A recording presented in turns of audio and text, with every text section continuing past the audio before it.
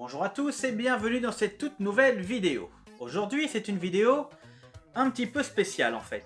Je crois que c'est la première fois que je me décide à faire une vidéo sur un personnage que finalement je n'apprécie pas tant que ça. Il y a quelques semaines, je me suis plongé dans l'univers Disney afin de vous faire une vidéo concernant la voiture numéro 53, la Coccinelle. Et durant ces recherches dans Disney, je suis retombé sur les deux films d'Inspecteur Gadget. Et comme ça faisait très longtemps que je les avais pas vus, je me suis dit tiens, je vais me les refaire. Quelle bonne idée! Déjà, je déteste l'inspecteur Gadget. Je déteste ce personnage, je déteste cette série. Je n'ai connu qu'elle, pas toutes les autres, mais je n'aime pas du tout ce personnage. Dès qu'un épisode passait, je l'esquivais automatiquement, car même à l'époque, quand j'avais 5, 6 ou peut-être 7 ans, je le trouvais tout le temps con, ce mec. Et je sais que c'est le but de la série, et que c'est une série pour enfants, mais les personnages cons, personnellement, je n'aime pas ça. Comique, oui, mais con, non. Cette série, j'ai jamais réussi à l'apprécier. Déjà, c'était tout le temps la même chose.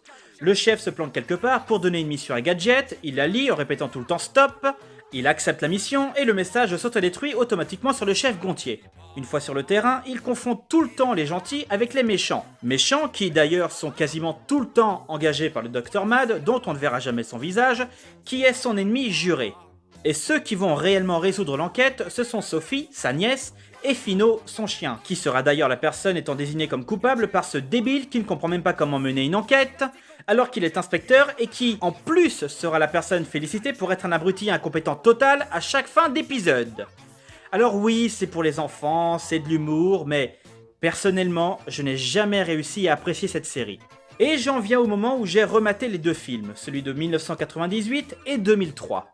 J'aime le film Inspecteur Gadget exactement pour les mêmes raisons que les fans détestent ce film. C'est-à-dire qu'il n'est pas du tout comme la série. Par contre, je plus que déteste le deuxième film.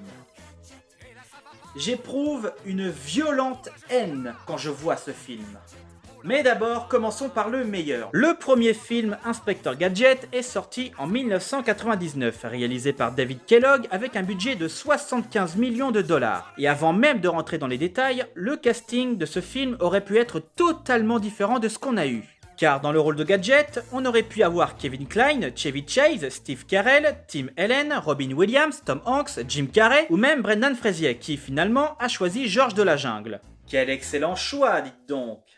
On aurait pu avoir Cameron Diaz dans le rôle de Brenda Bradford, pour Sophie on aurait pu avoir Lindsay Lohan, pour la voix de la Gadgetomobile ça aurait pu être Eddie Murphy, dans le rôle du Dr Mad on aurait pu avoir Tim Curry, James Earl Jones, John Lithgow, Dennis Hooper, William Dafoe ou encore Jack Nicholson. Bref, ça aurait pu être un film totalement différent rien qu'au niveau du casting. Mais au final, nous avons eu celui-là. Dans ce film, nous faisons la connaissance de John Brown, interprété par Matthew Broderick, qui, en voulant arrêter le Dr Mad interprété par Rupert Everett, aura un accident de voiture et explosera par la faute de Mad. Et c'est durant ce même accident qu'il perdra sa main, qui sera ensuite remplacée par une pince métallique. Cet accident va permettre à Brenda Bradford, interprétée par Joely Fisher, de pouvoir lancer sur un humain le projet Gadget, afin de pouvoir créer le premier cyberpolicier en utilisant le corps de John. C'est exactement pareil que Robocop, mais façon Disney et pour les enfants. Brenda le choisit lui car il a fait tout ce qu'il pouvait afin d'arrêter Mad qui juste avant a tué son père pour lui voler tous ses travaux. Et grâce à ça, ça va permettre à John de pouvoir réaliser son rêve, devenir policier alors qu'il n'était jusque-là qu'un gardien de parking. Et pour tenir sa promesse faite envers Brenda, il pourra compter sur l'aide de sa nièce, Sophie, interprétée par Michelle Chattenberg, et Fino, qui l'aideront à résoudre l'enquête et découvriront qui est derrière ce meurtre. Et il aura également avec lui la Gadgetomobile, l'un des éléments qui a énervé beaucoup de personnes. Et qui finalement a très mal vieilli, car il parle en verlan des années fin 90. C'est qui que t'appelles une voiture? Moi je suis une machine de guerre, anti-crime, Temasa, virage à gauche. Mais la vitesse mon gars c'est limité pour les sequets, pas la Gadgetomobile. Mais c'est un film Disney là. Accroche-toi, on va pécho la Kaira. Youhou, un petit virage. Hé, t'es mon merguez. Et attends Matt, j'ai une bestiole sur la calandre. Et quand tout ça est présenté et mis en place, eh bien finalement il ne reste pas grand chose à raconter, car le film au total dure à peine 1h20. Tout le monde mènera l'enquête pour découvrir qu'en réalité c'est le Dr Mad qui a tué son père afin de voler tous ses travaux et sa technologie, afin de créer des robots qui vont lui obéir. Et il va réussir à en créer un seul. un méchant inspecteur Gadget qui menacera la ville, comme ça la police s'occupera du gentil pendant que lui de son côté puisse faire tout ce qu'il veut. Mais il se fera arrêter grâce à Sophie et Fino qui de leur côté ont mené l'enquête pour faire parler l'un de ses sbires, Einstein, et grâce à ça, ils posséderont les preuves suffisantes pour coffrer Mad. Et voilà, on a un bon film dans lequel tu ne t'ennuies pas et qui, oui, reste un film pour enfants, mais on est bien au-delà d'un film de demeuré comme dans le deuxième. Ne vous inquiétez pas, on y arrive. Là, on a quand même en moins de 10 secondes et dès le début du film, un mec qui explose dans sa voiture et une main broyée montrée à l'écran. Mais non, là c'est la pire création de l'humanité car il ne respecte pas les origines du dessin animé. Avant on ne voyait pas Mad et là on le voit tout le temps. Gadget n'est pas censé être intelligent et ici il l'est. Oh mon dieu c'est nul. Ouais mon héros débile qui dans quasiment tous les épisodes veut arrêter un putain de chien déguisé. Et en plus de ça, dans ce film, vous avez les origines de comment il devient l'inspecteur Gadget et pourquoi il veut arrêter le Dr Mad. Dans ce film, on a la même personne en moins débile qui va réussir à arrêter Mad grâce aux preuves que Sophie et Fino vont découvrir en menant l'enquête dans son dos. Vous savez, comme dans le dessin animé. Et aussi, Mad non seulement montre son visage, mais en plus, il a une pince à la place d'une main. Ce qui est différent de sa main métallique, qui est sûrement une prothèse ou juste un gant métallique. Et aussi, la voiture n'est pas comme ça dans le dessin animé, car normalement, elle se transforme. Et dans le film, non. Et en plus de ça, il y a des M&M's et du McDo dedans. C'est la voiture la plus cool du monde! Sophie, dans le film, elle n'a pas de couette. Et, oh mon dieu, quelle trahison envers l'œuvre d'origine! Mon dieu, ça ne respecte pas! Vite! Vite! Un nouveau film pour corriger cette trahison! Et c'est à cause de gens comme vous que ce genre de film existe. Car les scénaristes, les producteurs, les réalisateurs et plus principalement Disney ont entendu votre appel à l'aide. Car en 2003 est sorti Inspecteur Gadget 2 directement en VHS et DVD. Tout le casting, excepté la voix off de la voiture, remplacé. Au lieu d'être face à un film comique, policier, d'aventure, on se retrouve avec un film comique qui n'est même pas un film car c'est juste une version longue d'un épisode de la série. Tout est absolument, exactement pareil. Gadget est un énorme débile incompétent. Les gadgets qu'il a envie d'utiliser ne seront finalement pas les mêmes qu'il va utiliser. Gadget est un con insupportable et ce sont Sophie et Fino qui vont mener l'enquête et vont la résoudre. On ne verra pas le visage de Mad et les méchants sous ses ordres sont des débiles à en crever. Bref, une version longue d'un épisode de la série, avec un budget de 12 millions de dollars et réalisé par Alex Zamm, un réalisateur qui est surtout réputé pour sortir des suites de films qu'il n'a pas réalisés, comme par exemple Le Chihuahua de Beverly Hills 2, Fait malgré lui 2, La course aux jouets 2, Dr Dolittle 5, Inspecteur Gadget 2. Et il est également reconnu coupable d'avoir, en 2017, réalisé Woody Woodpecker, le film. Je déteste Woody Woodpecker. Oh, haricot, oh, légumes, mélomanon, plus tu en manges, oh, plus tu... Je le déteste. Et pas seulement pour ce film. Je déteste Woody Woodpecker en général. Je le hais, ce personnage. Pour en revenir à Gadget, cette suite remplace absolument tous les acteurs du précédent.